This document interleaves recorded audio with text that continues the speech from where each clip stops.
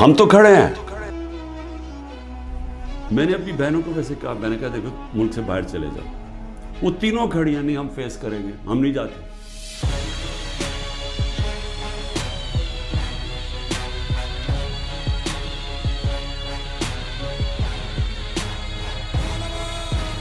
الرحمن الرحیم، ایاک نعبد و ایاک نستعین.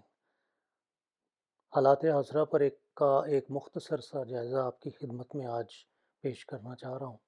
کافی دن کی غیر حاضری کے بعد اصل میں کچھ حالات ایسی نہج پر ملک کے چلے گئے ہیں کہ دل ہی نہیں چاہ رہا تھا کہ اس میں افواہوں اور سازشوں اور مختلف قسم کی ریشہ دوانیاں اور پروپیگنڈا اور جعلی خبروں اور ایک ڈس انفارمیشن کے اس دور میں دل نہیں چاہا کہ میں کوئی اس طرح سے ویڈیو بنا کر آپ کی خدمت میں پیش کروں. اب چونکہ 15 اکتوبر ایک نروز پر حکومت کے بھی سوار تھا اور پتہ تھا کہ اب اس کے نتیجے میں جو باہر سے مہمان آ رہے ہیں ان کے سامنے حکومت جو ہے وہ مزید اس کو لیٹنا پڑے گا اور انتہائی قسم کی شرمندگی کا اس کو سامنا کرنا پڑے گا. جو اس کے ایکٹ ہیں، جو اس کی حرکتیں ہیں، جس طریقے سے عوام کو انہوں نے بیوقوف اور الو سمجھا ہوا ہے، ان کا میڈیا تو کوئی دیکھتا ہی نہیں ہے اور سوشل میڈیا ان کی ہر چیز کو بے نقاب کر کے رکھ دیتا ہے. اب ملک کا مسئلہ جو ہے وہ صرف قاضی کی ریٹائرمنٹ نہیں ہے. ملک کا مسئلہ اب آئینی عدالتیں بھی نہیں ہیں. ملک کا مسئلہ بلاول کا وزیر اعظم بننا بھی نہیں ہے. ملک کا مسئلہ اس وقت جبر اور فسطائیت اور ایک ایسا نظام اس ملک کے اندر نافذ کر دیا گیا ہے کہ جس میں ایک پوری قوم کا جو محبوب ترین لیڈر ہے، جو امت مسلمہ کو ایک پلیٹ فارم پر اکٹھے کرنے والا ہے، جس نے اسلامی سربراہی کانفرنس اپنے اقتدار کے آخری دنوں میں بلائی، اس وقت یہ کہتے تھے کہ دیکھتے ہیں تم کس طرح سے کانفرنس کرواتے ہو. آج ان کی ہوا اکھڑ گئی اور انہوں نے اس سمٹ کے لیے کہ جس میں ڈفرینٹ لوگ آ رہے ہیں مختلف ملکوں کے، چائنا کے وزیر اعظم بھی غالباً لینڈ کر چکے ہیں، مختلف وفود پاکستان میں آ رہے ہیں اور یہ 2-3 دن کا ایک پروگرام ہے جس میں کچھ نہیں، کوئی بہت بڑی کامیابیاں، کوئی ڈالروں کا کوئی سیلاب نہیں اس ملک کے اندر آ رہا، لیکن نکارچی اور ڈھولچیے اور تبلچیے اور جو تماشبین ہیں وہ جن کے منہ میں ڈالر ٹھونس دیے گئے ہیں، وہ کہہ رہے ہیں جی بس جی اب تو یہاں بہاریں آنے والی ہیں اور ملک میں سرمایہ کاری کا یہ آنے والا ہے. انہوں نے ایک پوری کوشش کی کہ پارلیمنٹ کا اجلاس 17 تاریخ کو بلا کے اس میں چائنا کے وزیر اعظم کا خطاب رکھا جائے، لیکن اس نے اوائڈ کیا. اس نے کہا کہ میں اس طرح کی کوئی ایسی حرکت نہیں کرنا چاہتا جو میرے ملک کے لیے شرمندگی کا باعث ہو. وہ اپنے دل پر بھاری پتھر رکھ کر آ رہا ہے جہاں اس کے چینی باشندوں کی، انجینئروں کی عزت اور زندگی جو ہے وہ محفوظ نہیں ہے. وہ ملک جو پاکستان کو سی پیک کے ایک سنہرے دور کے ساتھ ترقی کی دوڑ میں آگے لے جانا چاہتا تھا، اربوں ڈالر کی اس نے یہاں سرمایہ کاری کی، لیکن وہ ملک جو ہے وہ آج اپنے شہریوں کی لاشوں پر ماتم کرنے پر مجبور ہے. اور یہ پتہ نہیں کیا جشن منا رہے ہیں کہ جی ہم نے اربوں ڈالر جو ہیں ہمارے ادھر آ جانے ہیں.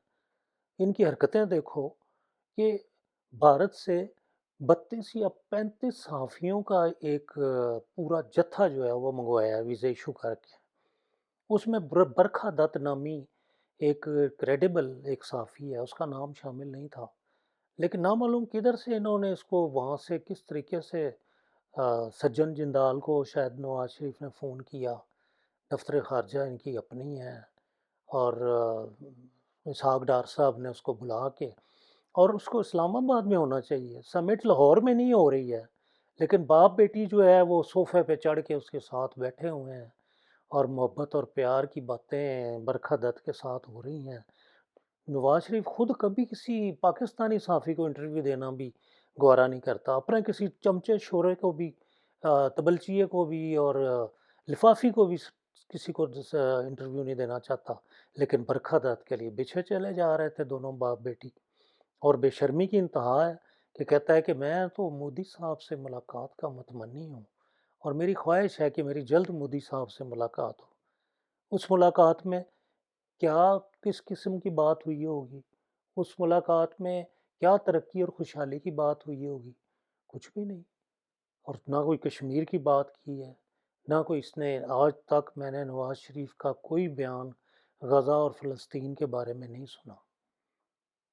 ریکارڈ پر ہے، آپ پورے کا پورا میڈیا کھنگال لیں، اس نے کبھی مذمت کی ہو اسرائیل کی، نیتن یاہو کی بدماشی کی، یا امت مسلمہ کے اندر سے کوئی ایک آواز جو 3 دفعہ کا ایک وزیر اعظم ہے جس کو ہر دفعہ لات مار کر جو اقتدار سے نکالا گیا، جو یہ کہتا تھا میرے سانسیں ہیں تو تمہیں اس سے کیا ہے؟ کوئی منی ٹریل جس نے نہیں دی۔ کرپشن میں اور ملک سے منی لانڈرنگ میں پورا خاندان مہارت رکھتا ہے۔ نہ صرف یہ بلکہ شہباز شریف، اس کے بیٹے، اس ملک کو انہوں نے اپنی چراگاہ بنا رکھا ہے۔ یہ ملک جو ہے اس کے ساتھ ان کا کچھ لینا دینا نہیں ہے۔ ان کی جو دلچسپی کا مرکز ہے وہ یہاں کاروبار کرنے آتے ہیں اور یہاں سے سرمایہ جو ہے وہ لوٹ کر ملک سے باہر لے جاتے ہیں۔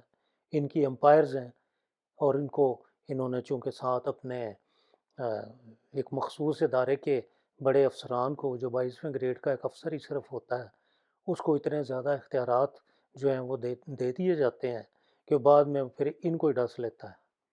اب جو یہ ترمیمیں شرمیمیں اور قاضی کی ریٹائرمنٹ، قاضی جا رہا ہے، قاضی آ رہا ہے، قاضی نہ آ رہا ہے، قاضی ترکی جا رہا ہے، اس کی سیٹ کنفرم ہو گئی ہے، اب وہ اس کو ایک عشائیہ دینا تھا، اس نے کہا 20 لاکھ روپیہ میں نے نہیں اس پہ خرچ کرنا۔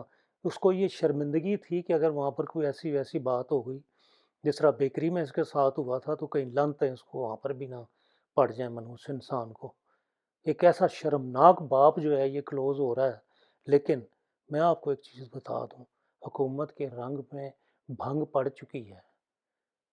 مولانا فضل الرحمان نے ان کا خواب جو ہے اس کو چکنا چور کر کے رکھ دیا ہے۔ یہ جو امیدیں لگا کر بیٹھے ہوئے تھے اور یہ جو بارات بنی ہوئی تھی جس کا دولہا ترمیم کو پاس کرانے کے لیے روز یہ دعوے کر رہا تھا اور فرنٹ فٹ پہ کھیل رہا تھا بلاول، جس کو وزیر اعظم بننے کا لالچ دیا گیا تھا، وہ بھی اب کراچی چلا گیا ہے۔ اور میرپور خاص میں جو کل جو تقریر کی ہے مولانا فضل الرحمان نے، ہیڈس آف، میں ان کو سلوٹ اور سلام پیش کرتا ہوں۔ انہوں نے یہ کہا ہے کہ ہم یہ آئینی ترمیم جو یہ مسودہ لے رہے ہیں، کالے لفافے کے اندر مجھے کالے لفظ میں کالے قوانین دیے گئے۔ وہ کہتے ہیں کہ میں اپنا مسودہ دوں گا اور ہم اپنی شرائط پر کوئی سودے بازی نہیں کریں گے۔ اگر انہوں نے کسی طرح سے بھی غلط طریقے سے 2 نمبر طریقے سے ووٹ خرید کے، ہارس ٹریڈنگ کر کے، کسی بھی ذریعے سے اگر انہوں نے اس آئینی ترمیم کو پاس کروانے کی کوشش کی تو ہم سڑکوں پر ہوں گے، اور نہ صرف سڑکوں پر ہوں گے بلکہ تمہیں گریبان سے پکڑ کر گھسیٹ کر اقتدار کے ایوانوں سے قومی مجرم کی طرح عوام کی عدالت میں پیش کریں گے۔ تم وہ لوگ ہو جنہوں نے قوم کے تمام جمہوری اور آئینی اور قانونی حقوق کا گلا گھونٹ رکھا ہے۔ تم ایک اسیر کو جیل مینول کے مطابق اس کی جو رائٹس ہیں اس کے مطابق اس کو ڈاکٹر جو ہے اس کے معائنے کے لیے بھی تمہیں اجازت دینے کے لیے دھمکی دینی پڑتی ہے کہ ہم تمہارے خلاف لانگ مارچ کریں گے یا ہم جلسہ کریں گے۔ حکومت کو پتہ تھا کہ پی ٹی آئی نے یہ ایک پریشر ٹیکٹس کے طور پر ہمیں یہ 15 تاریخ کو کہا ہے کہ مہمان ہمارے 14 سے آنے شروع ہو جانے ہیں، لیکن اصل میں پی ٹی آئی ان کے ساتھ بہت بڑی گیم کر گئی ہے۔ اور اس میں یہ سمجھتا ہوں کہ انہوں نے وزیر داخلہ جو تھا اس کا ہی سارا کردار نظر آیا ہے، کیونکہ میں سمجھتا ہوں کہ شہباز شریف یا اس کی کابینہ میں تو اتنا تپڑ ہے ہی نہیں کہ وہ اجازت دے یا نہ دے۔ وہ تو اس قابل ہیں ہی نہیں کہ وہ ریزسٹ کر سکیں پی ٹی آئی کو۔ آگے اس کو اسٹیبلشمنٹ نے رکھا ہوا ہے محسن نقوی کو، اور یہ نقوی صاحب جو ہیں یہ روزانہ ان کی لائن کے مطابق زیادہ سے زیادہ تکلیفیں پہنچانے کا کام کر رہے ہیں۔ سوچنے کی بات یہ ہے کہ اڈیالہ جو ہے وہ تو پنجاب میں ہے، وہ تو مریم نواز کے انڈر آتا ہے، تو پھر محسن نقوی سے اجازت لینے کی کیا ضرورت تھی پی ٹی آئی کو کہ ہمارا معالج یا اس کی بہن جو ہے اس کی صحت اور تندرستی کے بارے میں جو ان کے کنسرن ہے اس کے ازالے کے لیے وہ ملاقات کرنا چاہتے ہیں۔ بلکہ انہوں نے تو اپنے خط میں یہاں تک بیرسٹر گور نے لکھا تھا کہ ہم یہ جو 26ویں آئینی ترمیم ہے اس کے حوالے سے بھی ان سے مشورہ کرنا چاہتے ہیں۔ تو صاحبزادہ حامد رضا سنی اتحاد کونسل کی طرف سے، جن کے نمائندے موجود ہیں اسمبلی میں، اور بیرسٹر گور جو پی ٹی آئی کی نمائندگی کریں گے، وہ دونوں ان سے مشورہ کرنا چاہتے تھے، لیکن حکومت یہ کبھی چاہتی ہی نہیں تھی کہ 18-19 تاریخ سے پہلے پہلے کوئی بھی پی ٹی آئی کا لیڈر یا ایون ان کی فیملی کا بھی کوئی بندہ ان سے کوئی ہدایت یا رہنمائی لے سکے۔ اتنی بڑی شرمناک حرکتیں یہ کر رہے ہیں، جس کے بعد ان کا اقتدار میں رہنے کا کوئی جواز نہیں ہے۔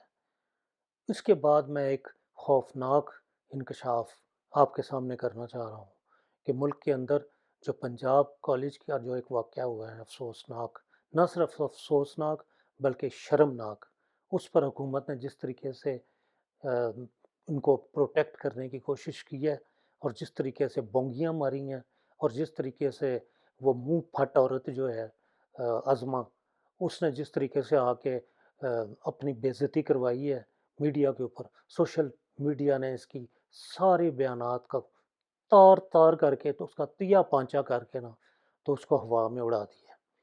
اب جو ہے وہ کہہ رہے ہیں کہ جو پنجاب کالج کا یہ کیمپس ہے نمبر 10، اس کا لائسنس منسوخ کر دیا گیا۔ اب وہ جگہ جو ہے وہ بھی کہتے ہیں کہ اس کی لیز ختم ہو چکی تھی اور وہ غیر قانونی جگہ پر بنا ہوا تھا۔ بھائی جب یہ واقعہ ہونا تھا پھر آپ کو پتہ چلنا تھا کہ جی یہ جگہ بھی غیر قانونی تھی۔ ایک بچی کی عزت تار تار ہوئی ہے، وہاں کی جو ویڈیو تھی، وہاں کی جو کیمروں کی فوٹیج تھی، وہ تک غائب کر دی گئی ہے۔ اور دوسری خبر جو خوفناک ہے، لاہور میں 3 اس طرح کے واقعات ہوئے ہیں۔ پنجاب یونیورسٹی کی ایک طالبہ نے اپنے ہاسٹل میں پنکھے سے لٹک کر خودکشی کر لی ہے۔ کیا کہاں جا رہے ہیں ہم؟ کس طریقے سے تشدد عورتوں کے اوپر، یہ عورتوں کی حکومت ہے، اور اس وقت جو 3 عورتوں کا یہ طائفہ پنجاب کے تخت پنجاب کو کنٹرول کرنے کے لیے بیٹھا ہوا ہے، ان کے لیے باعث شرم ہے اور ڈوب مرنے کا مقام ہے۔ ان کو تو فوری طور پر استعفیٰ دینا چاہیے۔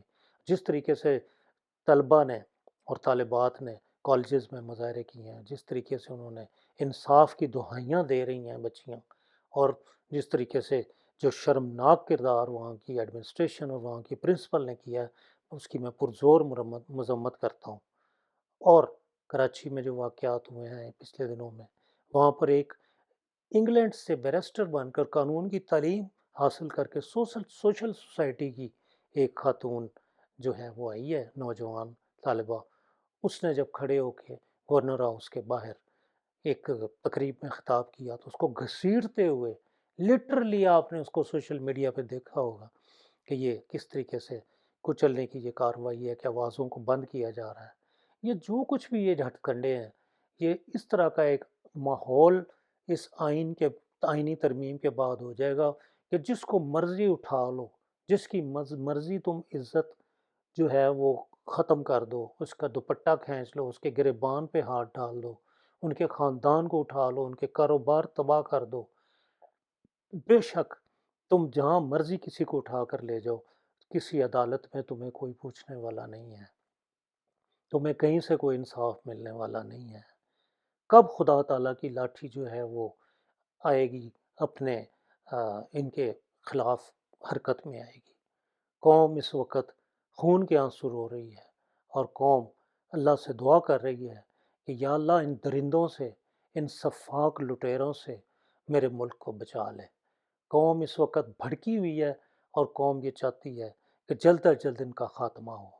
میری بھی آخر میں یہی دعا ہے کہ اللہ کریم ان سب کو ان کے کیفر کردار تک ان کو پہنچائے اور ان کو نیست و نابود اور تباہ و برباد کر دے۔ آمین۔ وما علینا الا البلاغ المبین۔